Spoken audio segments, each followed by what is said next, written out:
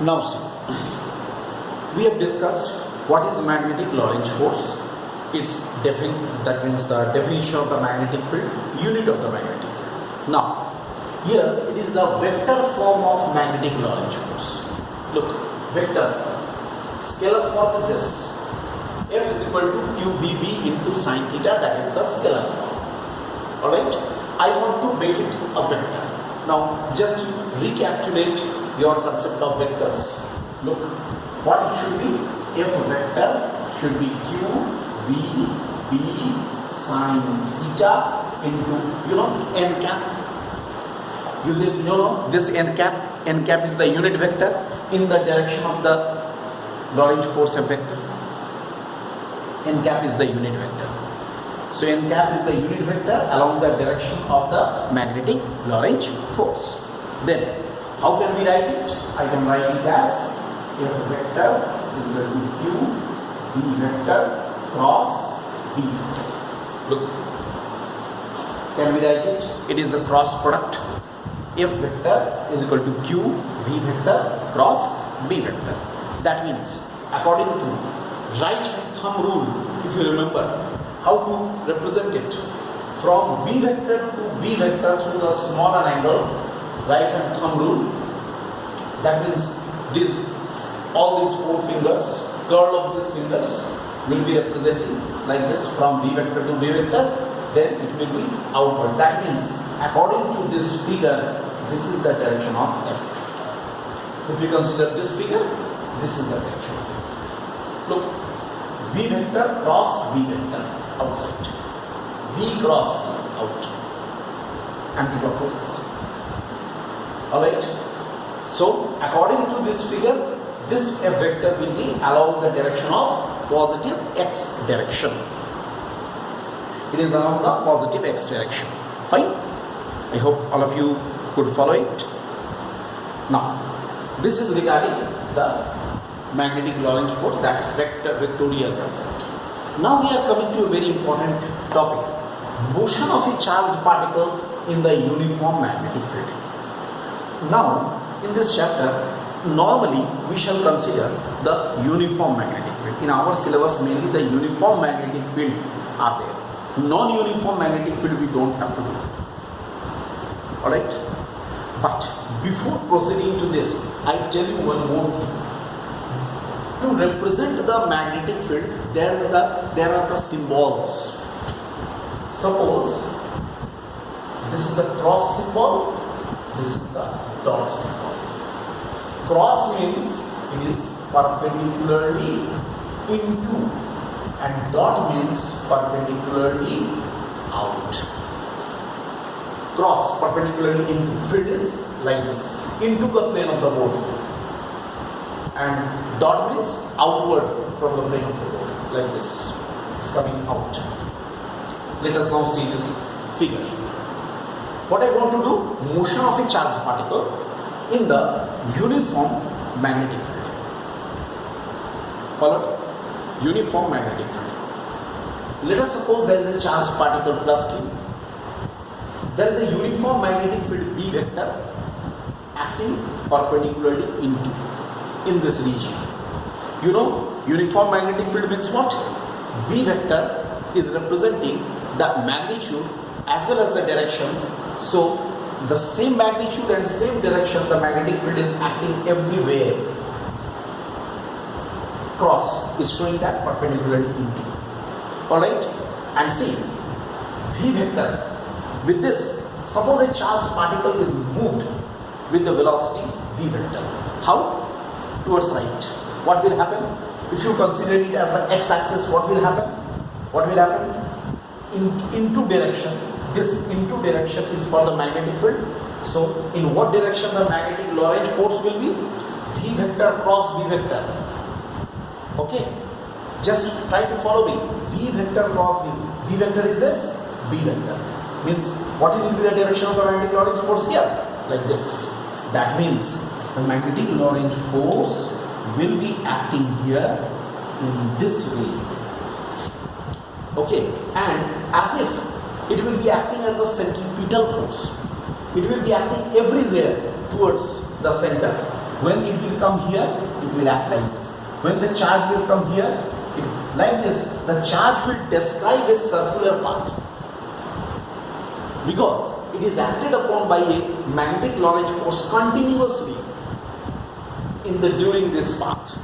That's why everywhere it is experiencing that force, so it will be following, it will be describing a circular path. Alright?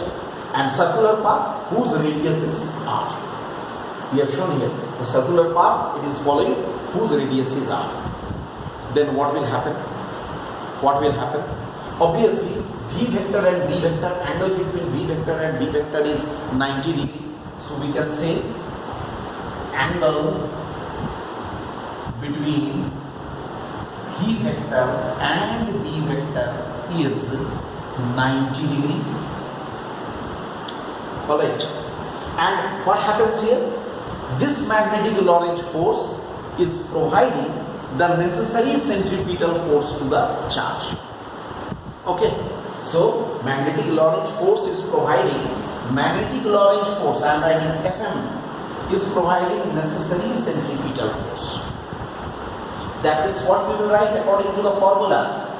Q V B sine 90 degree is equal to mv square divided by r. Alright, which implies mv square divided by r is equal to q v into b only. mv square by r is equal to only q v into b.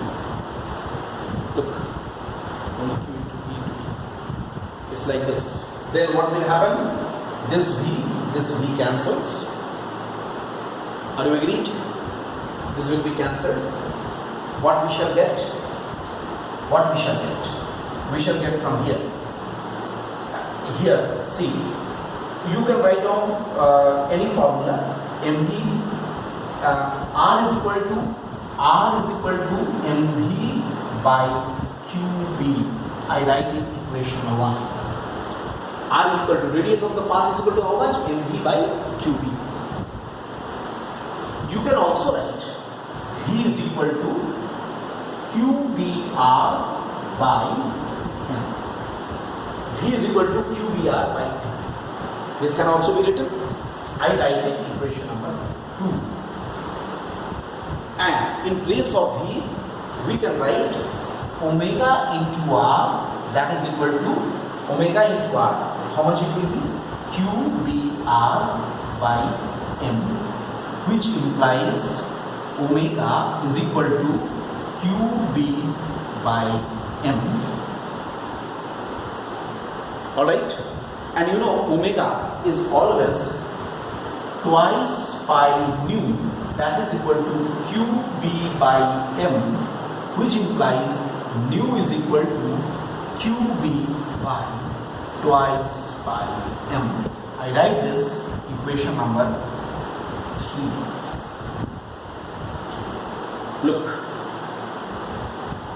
Look here, this. So just a minute, you see, angle between V vector and R, V vector is 90 degree because V vector is like this, V into, so 90 degree, force will be upward, this force will make it to move along the circular path. Now here what happens? Magnetic Lorentz force which is there, that is providing the charged particle A and a centripetal force. You can note it down that this is providing a necessary centripetal force to the charged particle. Then what we will have? Fm is equal to Fc. Fm, M is for the magnetic Lorentz force, Fc. Fm is qvb sine 90 degree, that is equal to mv square by r. So mv square by r is equal to qvb, you can write, or r is equal to mv by qb. Radius of the path we have got, and from there velocity also we have got, or the speed of the particle we are getting. Speed is written as omega into r cancels. So nu, this nu which we are getting here, nu is called here, this is the frequency of motion of the charged particle. Okay, it is the frequency of revolution of the charged particle. So frequency of revolution of the charged particle you got, And from there, you can find out the time period of revolution of the charged particle also. The same thing. It is giving us the frequency of revolution or the time period of revolution also. We can get it from the formula. Okay, we shall need this formula in our next topic. But one thing is very clear. Frequency of the revolution of the charged particle does not depend upon the speed of the particle and the radius of the circular path. Okay, just see, I repeat. Frequency of revolution of the charged particle is independent of the radius of the circular path as well as the speed of the particle. It is independent of both. I hope that is also clear. Is that okay? I hope you can go through it. This is a very important topic. Motion of a charged particle in the uniform field provided the field is perpendicular to the direction of the motion. That means, in other words, you can say the field is acting in such a way that is, it is perpendicular to the plane in which the charged particle is revolving. Alright, this is the